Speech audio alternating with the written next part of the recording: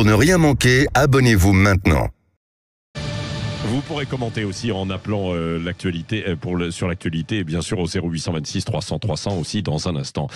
Bonjour Françoise de Gois. Bonjour cher Patrick. Alors cette initiative politique de grande ampleur d'Emmanuel Macron, c'est à l'Élysée que l'on utilise ce terme, le chef de l'État qui reçoit tous les partis politiques tout de même à Saint-Denis aujourd'hui. Alors d'abord pour une réunion de travail, ensuite il y a même un dîner alors qui est boycotté par la NUPES. C'est pourquoi faire tout ça et notamment le dîner. Alors, n'y voyez pas une insulte dans ce que je vais dire. Je ne parle pas des participants à ce dîner, je ne me permettrai pas. Je parle de l'essence même de ce dîner. C'est un dîner de con, on peut le dire. Bon, pourquoi Parce que vous imaginez Jordan Bardella, Éric Ciotti, Gérard Larcher, Yael Braun-Pivet, pour ne citer que, autour de la table, autour du chef de l'État, passe-moi le sel, passe-moi le poivre, c'est assez savoureux. Le président en pacificateur autour d'une table où tout le monde rêve de le destituer, de le renverser, de lui succéder. La NUPES, c'est-à-dire tous les partis de gauche unis, sans bémol, refusent de se plier à ce jeu idiot et boycottera ce dîner. Pas question de servir de potiche pour la communication du président. On se demande bien d'ailleurs pourquoi les autres partis d'opposition font ce cadeau au chef de l'État qui patauge totalement en cette rentrée. Pas le début de commencement d'une réponse politique aux émeutes de banlieue, pas de solution réelle contre l'inflation. Bruno Le Maire a beau répéter que ça s'arrange, non, il le dit en permanence. Ça ne s'arrange pas, tout le monde le démontre, l'Observatoire des prix le dit et le répète. Par exemple, les fournitures scolaires sont en hausse de 11% et les défaillances d'entreprises surtout se multiplient en cette rentrée. Pourquoi ? Parce que les Français font des choix de consommation entre l'essentiel et le superflu, entre la nourriture par exemple et le coiffeur ou le restaurant.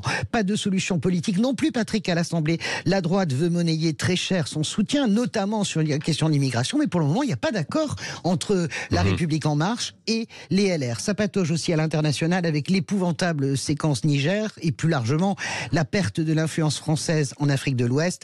Personne ne sera donc d'accord autour de la table, mais qu'importe les propos, seuls compteront les images pour Emmanuel Macron. Oui, mais il y aura une séance de travail donc avant. Oui, alors là, on se pince. Emmanuel Macron propose des référendums à questions multiples. Vous savez, ces trucs à tiroir.